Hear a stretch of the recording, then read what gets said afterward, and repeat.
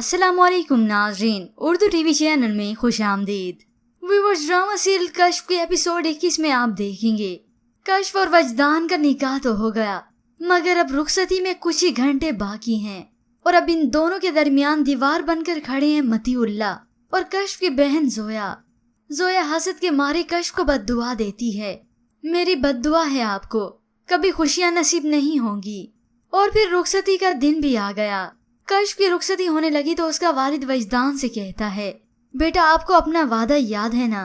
वजदान लाइल्मी का इजहार करता है तो इम्तियाज मियाँ ने उसे याद दिलाया आस्ताने वाला, और अब आखिरकार कश्फ और वजदान एक हो चुके हैं।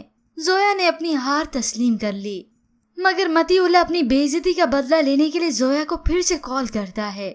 बहुत कुछ हो सकता है अगर तुम चाहो। तो जोया पूछती है क्या करना होगा मुझे? अब ना जोया पीछे हटी है और ना ही मतीउल्लाह, दोनों ही मिलकर वजदान और कश्फ की जिंदगी में आग लगाएंगे ताकि मतीउल्लाह अपना मकसद हासिल कर ले और जोया वजदान को।